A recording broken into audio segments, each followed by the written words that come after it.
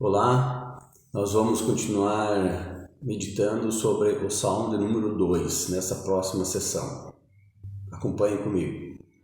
Uma das táticas do inimigo para aumentar e consolidar a perseguição dos cristãos é usar os próprios cristãos para dizer isso, que nada disso existe, que essas mudanças não passam de invenções dos conservadores e etc., tradicionais, né?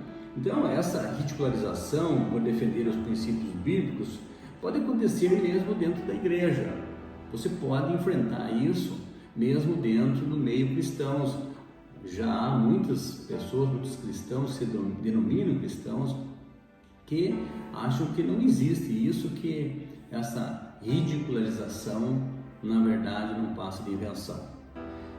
Na verdade, você vai observar que Jesus, ele já avisou que nós seríamos perseguidos, odiados, até mesmo pelos dentro de casa. Marcos 13 fala sobre isso, Lucas 21:17, ele falou que nós seríamos odiados, ou aqueles que permanecessem seguindo sua palavra seriam odiados.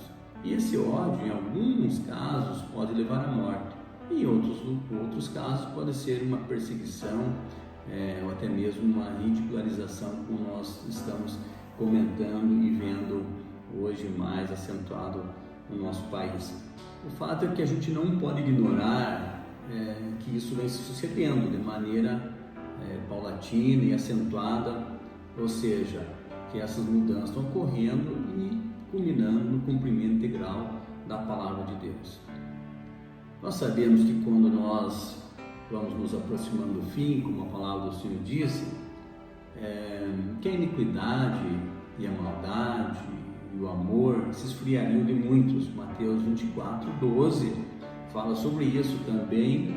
O apóstolo Paulo, ele, na primeira carta escrita ao seu filho Timóteo, lá no capítulo 4, ele adverte claramente a respeito dessas coisas que iriam acontecer, quando ele diz que o Espírito, e aqui o Espírito é letra maiúscula, estava dizendo o Espírito de Deus, diz claramente que nos últimos tempos alguns abandonarão a fé e seguirão espíritos enganadores e doutrinas de demônios. E tais ensinamentos vêm de homens hipócritas e mentirosos que têm a consciência cauterizada e proíbem o casamento e outras coisas mais. Perceba que o apóstolo Paulo está dizendo que muitos seguirão espíritos enganadores. Então, hoje nós temos que fazer uma reflexão, não somente a respeito da perseguição física que as pessoas podem sofrer, ou que já estão sofrendo, mas especialmente dessa perseguição do engano, ou seja, as pessoas podem ser enganadas mesmo professando uma fé cristã, sem ter o conhecimento amplo, completo da palavra de Deus, sem atentar-se para o fim dos tempos. Em Efésios 5, versículo 27, a gente sabe que a palavra do Senhor diz, e o apóstolo Paulo também fala sobre isso, que Jesus ele virá para uma igreja gloriosa, sem mácula, sem ruga. Então, na verdade, ao mesmo tempo que a iniquidade vai se multiplicar, ao mesmo tempo em que o amor vai se esfriar, a maldade vai se acentuar, a igreja também ela vai crescer, a igreja também vai se encher do Espírito, os cristãos vão se tornando cada vez mais cristãos, haverá um remanescente, haverá um avivamento por parte de Deus na sua igreja. Então essas coisas elas vão acontecer quase que simultaneamente. E a gente já percebe isso ocorrendo, Se você observar o profeta Isaías, no capítulo 60, nos versos 1 e 2, ele já falava a respeito disso, a respeito da escuridão e da luz, ou seja, como que essas duas coisas acontecendo de maneira simultânea. Observe, por exemplo, esse versículo 1 e 2 de Isaías 60. Ele diz assim: levante-se, refúgia, porque chegou a sua luz, e a glória do Senhor raia sobre você. Olha, a escuridão cobre a terra, densas trevas envolvem os povos, mas sobre você raia o Senhor, e sobre você se vê a sua glória.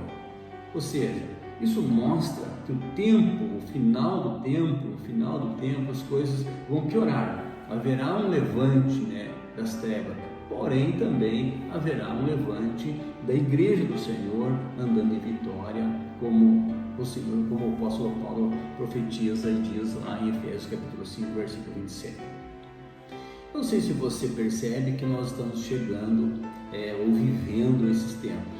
Não podemos ignorar esses fatos, Então, resumindo esses versículos 1 a 3, a gente percebe que os governantes, como é que eles se comportam, ou estão se comportando, esses príncipes, esses governantes? Na verdade, eles se voltam e se levantam contra Deus e contra os seus filhos, e contra especificamente o Senhor Jesus, revelando em seus corações, quando eles dizem ali, profetizado nesse salmo, rompamos os seus laços, sacudamos as suas algemas, Ou seja, para esses governantes, para muitas pessoas hoje, os mandamentos, a palavra de Deus são algemas, são prisões.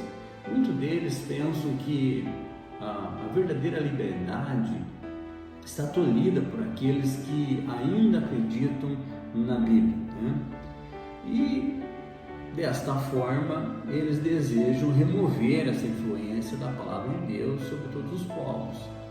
E obviamente eles vão disseminando essa cultura que no final vai se transformando em leis, e essas leis vão coibindo a prática dos mandamentos ou das culturas judaico-cristãs na sociedade. Então, nós como crentes em Jesus, nós precisamos nos posicionar e devemos principalmente saber que ao nos posicionarmos, ao nós conhecermos a palavra de Deus e vivermos por ela e através dela, isso obviamente terá um custo. É bom nós lembrarmos novamente a advertência de Jesus lá em Mateus 10:34. Ele diz assim: não pensem que eu vim trazer paz à terra. Eu não vim trazer paz, mas espada. Esse versículo é um versículo talvez pouco falado, porque ele é um versículo que muitas vezes choca. As pessoas normalmente falam a respeito de Jesus mostrando só o seu lado amoroso, e realmente ele é um Deus de amor, ele é o amor, a personificação do amor. Porém, Jesus nunca escondeu de ninguém que ao se posicionar do lado dele, você iria atrair adversários. E interessante que aqui, nos versos anteriores, nesse capítulo 10, especialmente no versículo 32 e 33, Jesus falava sobre isso. Ele disse: quem me confessar diante dos homens, eu também confessarei diante do meu Pai que está nos céus. Mas aquele que me negar diante dos homens, eu também o negarei diante do meu Pai que está nos céus. Ou seja, isso nos leva a um posicionamento, cujo posicionamento ou atrai simpatizantes e também atrai opositores. A mensagem de Jesus, ela causa divisão para muitos, e até mesmo ele fala a respeito dos da própria casa, porque uns aceitam a palavra de Deus, outros não aceitam. Então, nós precisamos atentar para isso. Lembremos também que Jesus falou a respeito da porta. Ele falou que a porta daqueles que creem é estreita, Mateus 7, 13 e 14. Ele diz: entrem pela porta estreita, pois larga é a porta e amplo o caminho que leva à perdição, e são muitos que entram por ela. Como é estreita a porta e apertado o caminho que leva à vida, são poucos os que a encontram. Daí a importância de nós conhecermos as Escrituras e os sinais dos tempos. Por hoje vamos ficar por aqui e continuaremos na próxima sessão. Até lá!